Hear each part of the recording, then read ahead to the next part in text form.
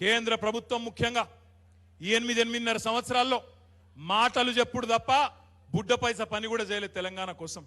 నోటికొచ్చినట్టు మాట్లాడుతూ ఉంటారు. ఎన్ని మాటలు చెప్పిన ఒకసారి యాద్ చేసుకోండి.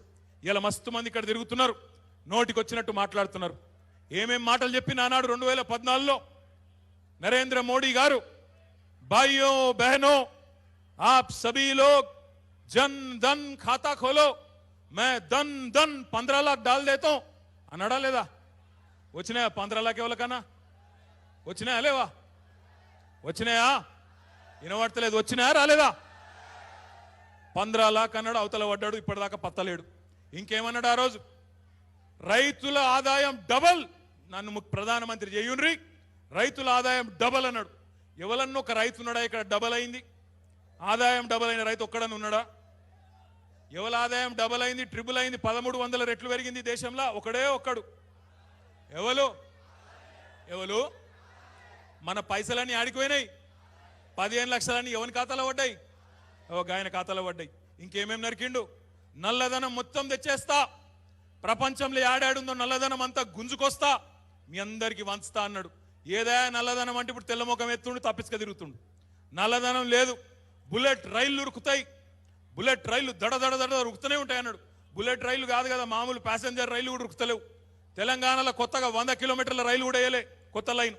అంటే ఇంత దుర్మార్గంగా, ఇంత అరాచకంగా పరిపాలించడే కాకుండా ఈరోజు ఒకే ఒక్కరిని కుబేరుని చేయడం వల్ల జాతి సంపద పెరుగుతుంది అన్నట్టు ఒకటే పని పెట్టుకున్నాడు ప్రధానమంత్రి. వాళ్ళ దోస్తుకు మూటలు మోయాలి, వాళ్ళ దోస్తును పెద్దోను చేయాలి, అందులోకెళ్ళి వాళ్ళ పార్టీకి చందా తీసుకోవాలి, వాటితో ఓట్లు కొనాలి, మొత్తం దేశాన్ని ఓట్లు కొనాలి, ఎమ్మెల్యేలు కొనాలి, ప్రభుత్వాలు వడగొట్టాలి, పార్టీలు చీల్చాలి. ఇదే పని తప్ప ఇంకొక పని లేదు. తెల్లారులేస్తే ఒకటే మాట, పైనున్నోళ్ళేమో ఢిల్లీలో ఉన్నోళ్ళేమో నోటికొచ్చినట్టు ఫేకుడు, ఇక్కడ ఉన్నోళ్ళేమో జోకుడు. ఒక ఆయన అంటాడు ఇక్కడ, కేంద్ర మంత్రి కిషన్ రెడ్డి, మోడీ గారు కష్టపడి కరోనా వ్యాక్సిన్ కనుక్కున్నాడు అంటాడు. మోడీ కష్టపడి వ్యాక్సిన్ కనుక్కున్నాడు. మరి శాస్త్రవేత్తలు, కెమిస్టులు, పాపం పెద్ద పెద్ద సైంటిస్టులు వాళ్ళందరూ గడ్డిగోసినరా? మరి వాళ్ళందరూ లెక్క కాదట. మోడీ ఒక్కడే కనుక్కున్నాడట కరోనా వ్యాక్సిన్. ఇది మనం నమ్మన్నట. ఏమనాలి? ఆయన ముఖాలు, మెదడులు మోకాళ్ళు ఉన్నదా, అరికాళ్ళు ఉన్నదా, ఏమనుకోవాలి కిషన్ రెడ్డిని? ఇట్లా మాట్లాడతాడు. ఇంకా అన్యాయం ఏంటంటే, ఇక ఇంకొక ఆయన ఉన్నాడు, వాళ్ళ ఒకరితోనొకరికి పోటీ, వాళ్ళకు నేనెక్కడ వెనక పడిపోతున్నావు అని చెప్పి ఇంకొక ఆయన ఉన్నాడు, బండి సంజయ్ అని, రాష్ట్ర అధ్యక్షుడు. ఇక ఆయన ఏం మాట్లాడతాడో ఆయన నోటికి మొక్కాలి. ఒకరోజేమో చలో మసీదులు గులగొడదాం, శవం వెళ్తే మీది, శవం వెళ్తే మాది అంటాడు. శివం వెళ్తే మాది, శవం వెళ్తే మీదట. ఎవడన్నా ఎంపీ అయ్యేది, ఎమ్మెల్యే అయ్యేది మసీదులు తవ్వుతందుకు అవుతారా? నాకు అర్థం కాదు. మసీదులు తవ్వి అలా శవం వెళ్తే మీది, శివం వెళ్తే మాది. ఇది ఒక ఎంపీ ఆయన. ఇంకొక రోజు అంటాడు, దేవుడన్నా దేవుడు నా మోడీ అంటాడు. ఏమిటికి దేవుడు, ఎవనికి దేవుడు, ఎవలకు దేవుడు? 400 రూపాయలున్న సిలిండరు 1200 రూపాయలు చేసినందుకు మా ఆడబిడ్డలకు దేవుడా? లేదా 70 రూపాయలున్న పెట్రోల్ను 115 రూపాయలు చేసినందుకు మా రైతులకు, మా తమ్ముళ్లకు దేవుడా? ఎవలకు దేవుడు? ఆదాయం డబల్ చేస్తా అని చెప్పి రైతులకు, ఆదాయం డబల్ చేస్తా అని చెప్పి 700 మంది రైతులను ఢిల్లీ పక్కన చలిలో, ఎండలో, వానలో నిల్సోబెట్టి నల్ల చట్టాలు తెచ్చి వాళ్ళ కొంపలు ఉచ్చుకున్నందుకు, వాళ్ళని చంపినందుకు వాళ్లకు దేవుడా? ఎవలకు దేవుడు నరేంద్ర మోడీ? తెలంగాణలో మన వరంగల్ జిల్లాకు పక్కనే ఉన్న కాజీపేటకు కోచ్ ఫ్యాక్టరీ ఇస్తా అని చెప్పి ఇయ్యనందుకు దేవుడా? తెలంగాణలో ఒక్క ప్రాజెక్టుకు జాతీయ ప్రాజెక్టు హోదా ఇయ్యనందుకు దేవుడా?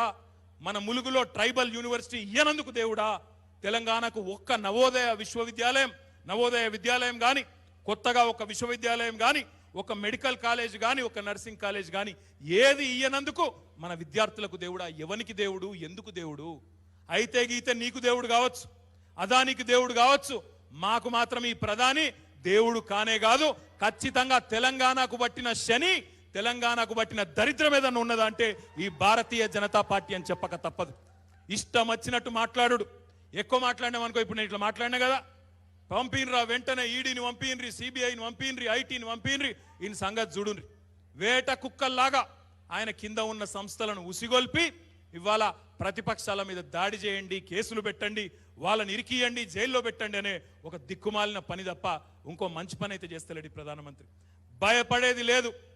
తెలంగాణ ఉద్యమంలో ఆనాడు ఇదే వరంగల్ జిల్లాలో జైలుకు పోయి వచ్చిన వాళ్ళం మేము. ఎవ్వనయ్యకు భయపడం, ఎంతటికైనా పోరాడతాం, ఎంత దాకానైనా పోరాడతామని చెప్పి కూడా ఈ సందర్భంగా విజ్ఞప్తి చేస్తా ఉన్నా. నరేంద్ర మోడీ గారు మిమ్మల్ని మీ వ్యవహారాన్ని దేశం మొత్తం చూస్తా ఉన్నది. శ్రీలంకలో అక్కడి ప్రభుత్వమే చెప్పింది, నరేంద్ర మోడీ ఇక్కడికి వచ్చి మా ప్రభుత్వం దగ్గరకు వచ్చి మా అధ్యక్షుని దగ్గరకు వచ్చి అదానికి పవర్ ప్రాజెక్ట్ ఇయ్యమని చెప్పి మా మీద ఒత్తిడి తెచ్చిండు అని శ్రీలంక ప్రభుత్వమే స్వయంగా చెప్పింది.